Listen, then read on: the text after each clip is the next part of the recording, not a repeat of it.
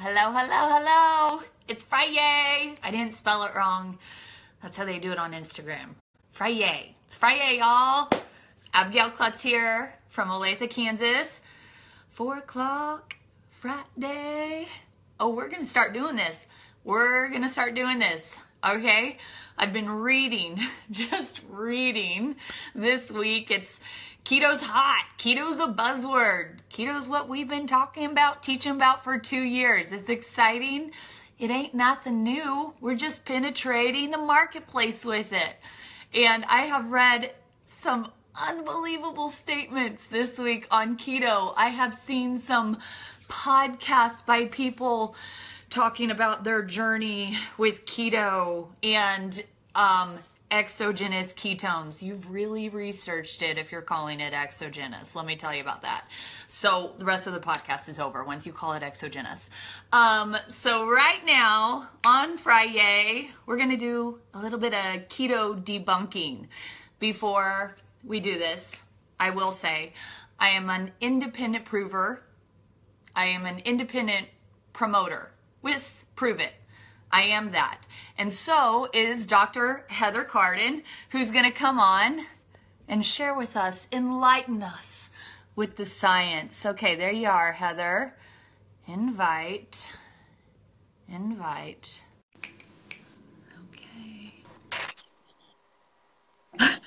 Okay. Are you ready? Yeah, I missed you today. We made keto donuts in our house. We had amazing lunch that you totally missed out on. Brand new fat bombs. I'm sorry. I know. I should have. But don't come. That stuff is not good for you. Do you still have it at your house? If I could point over there, I have a few lemon donuts left and 1.5 fat bombs that someone else made, a brand new recipe. It was fantabulous. All right. Trina brought those today. Charlotte had no school and she begged for a pajama day, and I'm okay with that. So, and we started keto, and by 2 o'clock, you know me. You're on the trampoline. Yeah. Yeah. So, Dr. Heather, thank you for joining me today. It's getting out of control on social media with a lot of experts coming out and making all these keto claims. I thought, every Friday we could do a crazy keto claim list debunked. And so I think it's going to be fun. I'm glad to have you on here today. I've got some good ones for you. Okay. Well, thank you for inviting me. I'm not for sure what I said yes to, but this is the year of yes. So I hopefully I can help you out here. No, I love it. I've written down some of my favorites through just trolling through. Okay. And I'm just going to read them to you. Okay. First thing that comes to your mind that's appropriate. And oh, so we're not talking about libido and ketones and all that stuff today. Can we say also libido today? I get that question a lot. I know it's Friday. Maybe we can wrap it up with some libido and no. Okay. Because even farm wines could kick you out of ketosis on Friday. Just saying, after 4 hours. But we won't even go into that. Dr. Nally taught me about that. Okay. Dr. Heather, are you ready for number 1? I hope so. Okay. Keto isn't designed to be year round. Our bodies aren't designed to have the same diet year round. Who are they speaking about? What people? Like, that's, to me, again, I am not a keto expert. I have not done third-party research, but I do know basic human biology that babies are in ketosis about 20 weeks. We know that the best thing we can do for our babies is actually breastfeed the first year. As long as they're breastfed, they're in ketosis. So that would mean that everything that our breastfeeding moms are doing is not healthy for them. That would mean leading researchers like Peter Duff, I shouldn't mention people, there's leading researchers out there doing a lot of biohacking with elite athletes, endurance athletes, keeping them in that state of ketosis for optimal performance. That means that we shouldn't suggest it for people who maybe are going to go up in airplanes or rockets. I'm keeping it very simple, Sally. So I'm not for sure where that data comes from. Or who's even saying it, then what people are they speaking about? Because we definitely know the sugar burning society we're in is not working. Like 1 out of 2 people are going to get cancer. The sugar burning thing is not working for sure. That I do know. Awesome. I'm going to go ahead and preface in saying most of these comments are coming from self-made nutrition experts online. Okay. Okay. You know, all right. So I did it. It turned me into a monster. I'm going back to my diet, which consists of fruits, starchy carbs, pasta, and veggies. Why was she turning into a monster? Well, I don't know how long. Maybe she'll only try to be on a ketogenic diet for 2 or 3 days. It wasn't just taking exogenous ketones, because you can still have all your fruits and pasta with exogenous ketones. But, you know, there's a period of time, 2, 3, 4, 6 weeks, when you're transitioning over from a high carbo sugar dieting. And we know sugar is addictive. We know actually sugar is more addictive than heroin. So people are going to come up with excuses to eat the way they want. You've coached people. I've coached people. If you can find something to validate what you want to do. Maybe it's not the best for your body, but you can find validation from anything. So that does make me laugh. I've heard that stuff before, but it probably isn't working. Heck no. No fruit. Not sustainable. Not a lifestyle change. This is basically the 2017 version of Atkins. So absolutely not true. Atkins is high protein, low carb, low fat, a ketogenic diet, which we've studied since 1920, almost 100 years. This is not new science. We know that it's actually high fat, moderate protein, low carb. So it's not the Atkins diet. The only thing it has in common is they're both low carb. Atkins, and again, great doctor, set us off on the right foot. What didn't go right is that we didn't up our fats, because we know that protein still break down into a form of glucose, still sugar. So you're still kind of sugar burning, even if you're on a high protein diet. So when you're on a high fat diet, you're burning ketones for fuel. And again, we're almost at 100 years studying this. So there's so many studies out there that I think people do need to know. It's not paleo, it's not low carb, it's not Atkins, it's ketogenic, just ketogenic. That's it. That's simple. Address the fact of, do we need fruits to live? Do we need? Oh, yeah. Give me the talk rock. So there are no essential, if you've been to even just basic biology at a college level, there's essential amino acids, there's essential fatty acids, hormones or neurotransmitters help our body run from day to day. There's no essential fruit. So we do not need a banana a day. We do not need an apple a day to keep the doctor away. The fruits that we can have are tomatoes, olives, avocados, lemons. We can have some fruits, but it's not going to be the melons and the bananas and papayas that we think. So just define that fruit, but we don't need fruit to get through our day-to-day basis. But again, olives are healthy, and we can certainly have a few tomatoes, but we don't need citrus fruit. We don't need melons. We don't need apples and things like that to actually function optimally. You don't need to drink ketones to do the ketogenic diet. True. You can be on a true ketogenic diet. People have been doing it for 100 years, and your body can make its own ketones.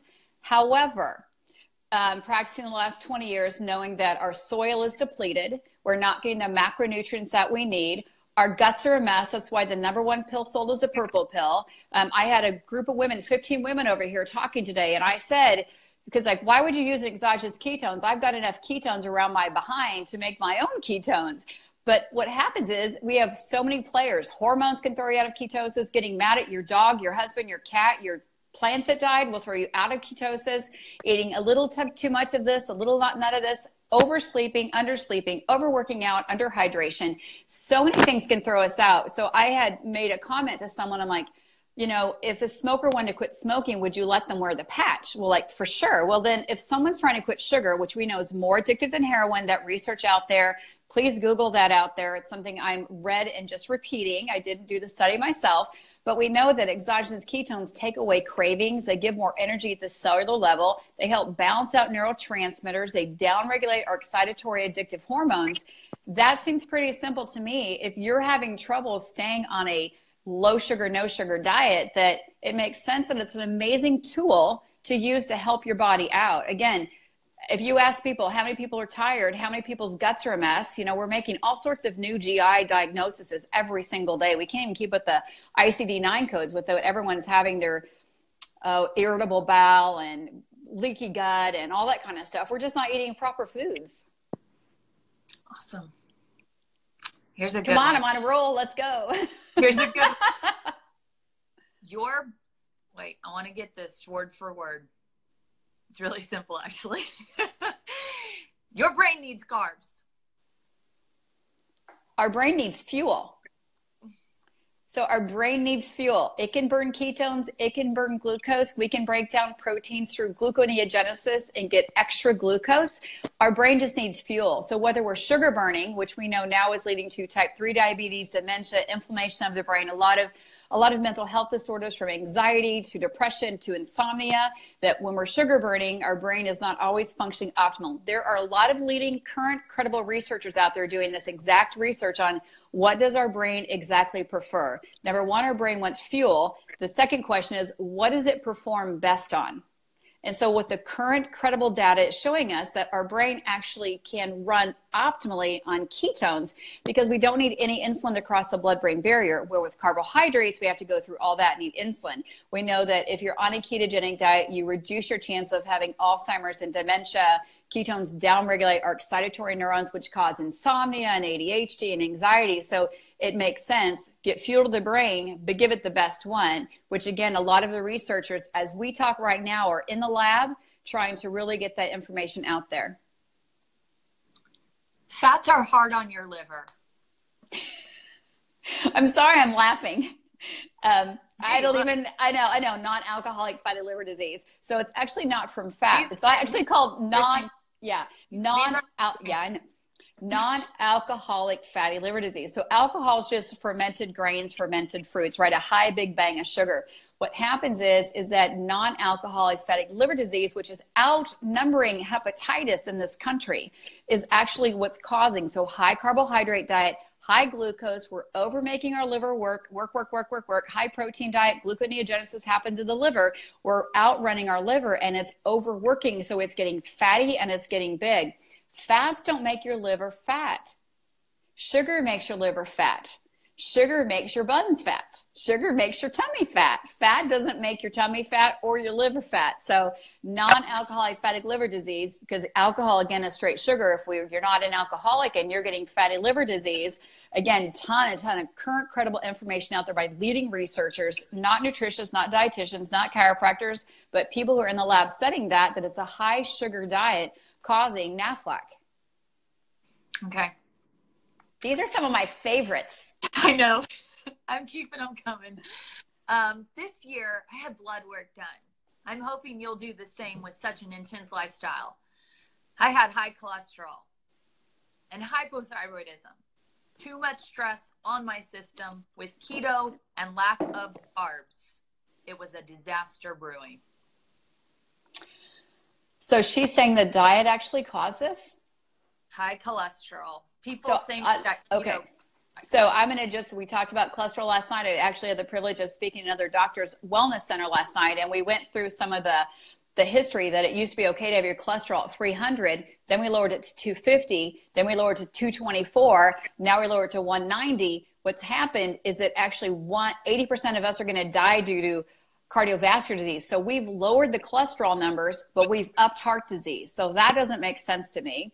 We know that our thyroid is actually and I'll say one more thing about cholesterol. Cholesterol breaks down into all of our hormones, from DHEA, which is our anti-aging hormone, cholesterol, testosterone, estrogen, estradiol. So if we don't have enough cholesterol, we can't break down into all of our other essential hormones. We know a lot of people out there who have andropause, menopause, PMS. Maybe it's because they don't have enough cholesterol to manufacture hormones properly. Secondly, the thyroid is the ignition for our body. So if we give our body a superior fuel source that does not need insulin, like carbohydrates need insulin, proteins need insulin, bananas need insulin, oatmeal needs insulin, that if we can give our body healthy fats, bacon and eggs, we don't need much insulin, then our body can actually perform much better. So I agree with her. Please get your lab work done every 6 months. If you're changing your diet, please check with a healthcare provider and interview them. Get with someone who is on your same wellness journey and is current and credible with today's data. That's really my advice. I mean, you wouldn't just go to any hairdresser. So make a doctor or meet with someone who's doing what you want to do. That's right. I've tried it. It wreaked havoc on my kidneys and other areas of my health. She tried the ketogenic diet or exogenous ketones? Ketogenic diet. And I've seen more things about the equation on kidneys. They're talking kidneys. Yeah, so on a true ketogenic diet, the body has to do a lot of work. Again, our guts are kind of a mess. So people actually could have some negative backlash with it if you're trying to go too fast, if your macros aren't right, if you're overworking out, if you're not doing enough fats. And I find a lot of times people go on a ketogenic diet, all they do is just cut out carbs and fats and just do a lot of high protein, which can lead to a lot of kidney issues. Or if people have hidden food allergies, maybe you're doing a ton of dairy and nuts and maybe you have a nut and dairy allergy, that could definitely cause some kidney issues, liver issues, rashes, things like that. So, you have to put all those factors into place and go back to the basics. The basic ketogenic diet, which was doing raw dairy, not processed in the blue and red wrapper and melted on everything, and the stuff in a box that runs all over beautiful broccoli, and not doing all those nuts covered in, you need to buy stuff organic and clean. So yes, there is some evidence that the ketogenic diet can be potentially hard on someone's kidneys, but that's actually due to a digestive issue that your gut can't break it down, your kidney can't filter it out. Again, work with the doctor and make sure you don't have an allergy out there or you're not overfeeding on something else. And everything can be done incorrectly. Everything can be done incorrectly, right? You can work out and get injured. I do a lot of things incorrectly every day. I can tell you that. One of the things that I've noticed just being in the space for 2 years is people equate the Atkins diet, which was very high protein and people were having acid dumps and some were forming kidney stones, to now ketogenic diet. I think it's because they used to just measure their ketones on the Atkins, which they were producing a lot of glucose through high protein. Have you met with that word association a lot, more recently?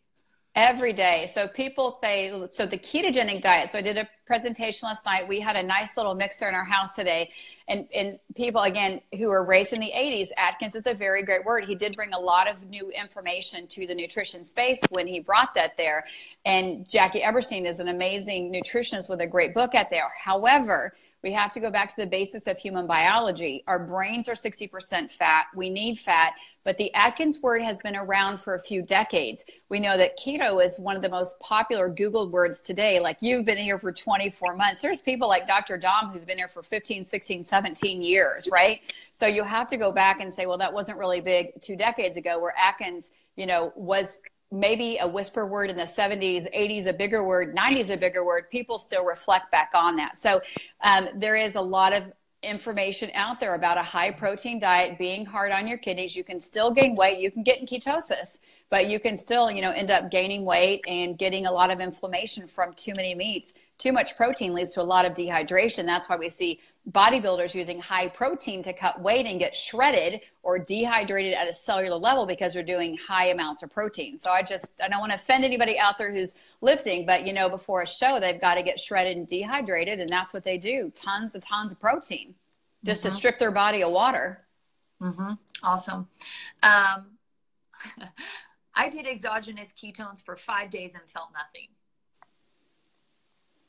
And so I took vitamin D for 2 weeks and didn't feel anything. And I asked people, like, if you took your cholesterol drug or if your cholesterol was like low or high, did you feel anything? Did you start birth control for 2 days? You might feel something with that because it's hormone related. But I generally tell people, you don't feel low calcium, you don't feel high cholesterol until your doctor tells you. I like to compare it to a barren desert. I'm a farmer's girl from Kansas, Miami County to be exact. So I'd watch my dad plant the seeds and we'd water, nothing after 2 weeks, nothing after 3 weeks. My dad's still walking, checking the soil, looking for worms. And all of a sudden, 6, 8 weeks, everything sprouts up. The same thing's true with us at the cellular level. You've got to feed your body. Again, if it was an iron supplement, you wouldn't feel anything the first 4 or 5 days either. But where it's not caffeine, it's not like a ginger or something else that really just sparks our energy or ups our cortisol. Is putting oxygen at that cellular level. So sometimes things happen so slowly that you don't realize it until it's taken away. Every doctor will say this. I'll open up and do a review with a patient. How are you feeling? I don't feel any different. Well, how are the headaches? Well, they're gone. How's your gut? Well, that's better.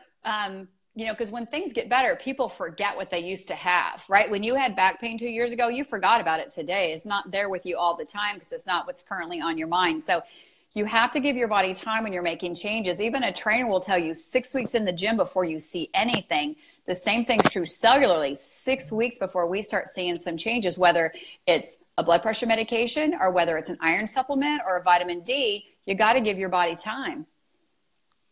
And then the other one is you have these people saying, I'm doing the ketogenic diet. I don't need exogenous ketones.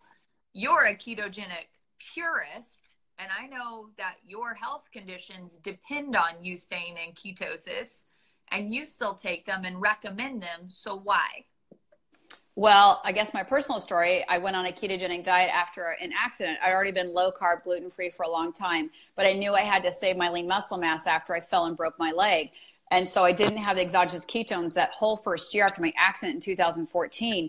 The ketones are like getting a little bit extra water, getting a little more ketones. So what it does for me is give me a better flexible metabolic state. So if I get mad at my kids or break addition, get mad, that hormone doesn't take me out of ketosis. Before I'd have my normal female cycle, and that would take me out of ketosis. It'd take me days to get back in. The same thing was happening when I was on a ketogenic diet back in the 90s training for a triathlon. If I overtrained, I'm out of ketosis. I started tapping into my lean muscle mass. So now I have more flexibility in supplementing my body with additional ketones because our air is polluted, our water is polluted, we are overstressed, we're on the phone, we're on the computer, our kids are running crazy. So for me, I need that additional BHB in my body so I feel better at that cellular level. So it's a supplement. I tell people it's a supplement to the diet. But if you don't want to do the diet and just live a healthy, clean diet, you can still get the amazing benefits. We heard stories of someone giving them to a child with autism. He is not going to get on MyFitnessPal, track macros, not going to prepare meals, measure everything out, but they can still get those benefits. It's, again, I don't want to say it's just another supplement, but it's just another supplement. We're supplementing our lifestyle so we can have better health. So I don't know why everyone's in such a twit about it. Well, the podcast the other night, he said there's absolutely no scientific evidence supporting that BHB is helping people. So we've been using the BHB in our office for 2 years. In a very specific brand that is most identical to what our body makes.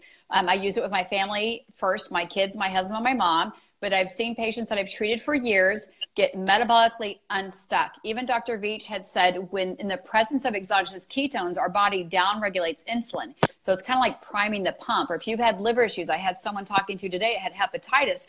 It's hard for her to make ketones because your liver actually makes ketones. It goes and grabs the fat, unlocks it, and makes the BHB.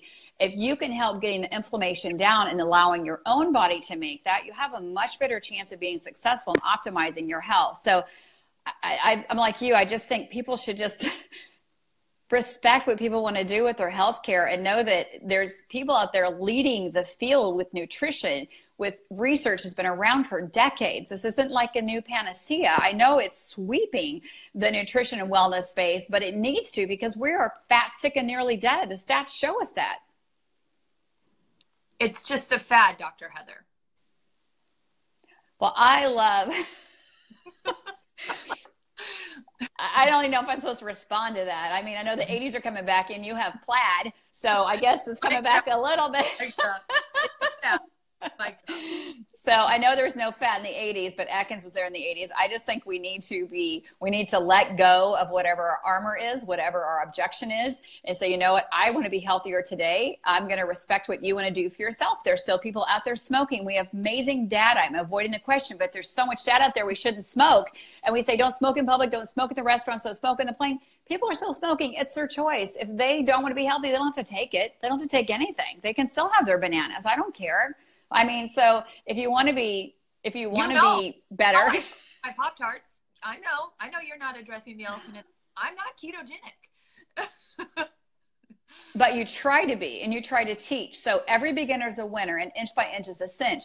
This gives people a little bit of room. So start with breakfast first. Get rid of the cereal, have the bacon and eggs, or have the leftover hot dog. Like, inch by inch is a cinch. So we start little changes. Some people have to go cold turkey, pantry clean out, not pantry eat out, and then start doing it in there. But what we have found out, though, is adding the exogenous ketones help that neural signaling to reduce cravings, give us better energy, the reasons that we overeat and crave things. So the data is out there. It's coming. It's being done rapidly fast, like you would not believe. I seen, again, what I didn't say is 2 years in my office, my own family, my own friends, own patients, I've seen huge trends and issues with hormone balancing, not giving them any hormones, just simply changing the diet and adding the ketones in. I've seen cholesterol change towards the positive. I've seen inflammation markers go down using, a diet more, maybe an autoimmune autoimmune keto diet, but again, close counts. And when you can have something like exogenous ketone to help get you back into it, maybe you're a purist and your body just can't do it. It's a great reason to let your body have the ability or the option to use the ketones. Oh yeah. It blows my mind because I wanted to do the ketogenic diet when we first began 2 years ago so bad. But just because I'm an A-type personality, my stress levels are up here. I work on it every day. Jesus, and ketones. That's, I'm trying, and then working out hard. I was coming from the addiction of weightlifting and tearing things up, which produces more cortisols in your body. I like eating protein. I would eat too much protein. It would convert to glucose. So for me to have the ability to, not be perfect and so strict on a ketogenic diet, especially after coming out of the competitor world with I have, if it fits your macros, measuring, calorie counting, I didn't want to be that strict. And so the ketones bridged the gap and they made me feel amazing. And I just do the best I can with high fat, low carb. And I had a s'more last night and it was really good. But you can make a keto s'more too. And that's why I come over to your house. Awesome. I had somebody over today I just met. She wasn't able to come to Low Carb Casey. She saw the event. She's like, I love looking in your refrigerator. It looks just like mine. And you can get around a community of people who want to help everybody be better. Everyone's sharing recipes. Everybody's doing this. We are not swapping Pop-Tart coupons. We are not swapping s'more coupons. We are swapping keto coupons. But again, no one's expected to be perfect. And even if you try to be perfect, it still can't happen. I mean, you've tried it yourself. The strips get overstressed and counting every almond gets overstressed, but it's where we need to go to help everybody. It's where we need to go to save our children. We know the next generation's not supposed to outlive us. So I wish people would just be a little more open to the current credible data and the researchers who are leading this field. I mean, Dr. Ron Rosedale talked about this well over a decade ago. Some of the top TED Talks are talking about the exact same thing, reversing cholesterol, reversing diabetes with a ketogenic diet. These are real, I don't want to say real doctors. These are people who've been doing this with patients in the clinic, in the lab. They've read the research. They've gone through all the information. I was at the global conference in Canada. Everyone around the world, 50 different countries, they're all saying the same thing. Like, to help our children, we have to stop the sugar. So that's no more Pop-Tarts. I know. It's frustrating. We've been all over these past 2 years at these keto conferences, medical conferences, just hearing these anecdotal studies, but then seeing these lab research, and you just get on social media, and I think it calls for a FriYAY crazy claim talk. So thank you for joining me. You are a sport, and I'm glad we could do this together today, and I think there will be more.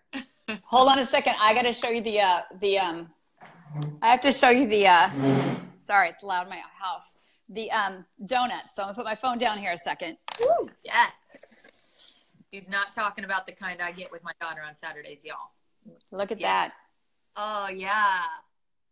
Nice. Did you do the little butter melting on it? We didn't because they're still cooling, but we made 2 batches of them and it's fabulous. Like, I don't know why you'd want anything else. Coconut flour, almond flour, egg whites, lemon zest, a little bit of dark chocolate. We did a little bit of blueberries, so the little bit of high carbs, but not much for the whole deal. And they're fabulous. Like, we could not make them fast enough between the 15 women of us eating them. So if you didn't see the video today, you should go watch it, but I'll save you a couple. Maybe. I will. Awesome. I think next Friday, I think we should do the things that will knock you out of ketosis. That's something I've been seeing a lot of. They think they're strict keto. They think they're ketogenic, but we need to be more aware of the things that are knocking out of ketosis. How about that? Does that sound like a good topic? Yeah. Absolutely. And I would love anybody who joined us, let us know what you want to hear, like what you've been reading out there, what you've been listening to, maybe a favorite podcast, or maybe some doubting Thomases that we still need to be feeding on sugar 24/7 and that we still need to be sugar burners. Share what you have out there. I mean, I cannot possibly read everything out there. I can't possibly listen to every podcast. So I want you to be our ears and eyes. There's only 4 eyes between us. So we don't have time to read everything out there. I'm not on every site. So let us know what peeps are saying out there. And I will do my best to find current, credible information and be, like I say, the word is current, be current here with you today. So if I do share something that we know that we are still leading people in the right direction, but know that we're not perfect, but we're not going to use excuses to be not perfect. I think that's what happens when people start getting sugar. I deserved it. They had a great day. It was a slumber party. Like, we should not have excuses. Fat, sick, and nearly dead in the US. And Dr. Heather will not let you have excuses. She will absolutely call me out when I do it too. So with that being said, y'all have an amazing weekend. Dr. Heather, I'll be over tomorrow morning for a donut. Cool? Sounds great. Bring your cream. Okay. Bye, guys. Bye-bye.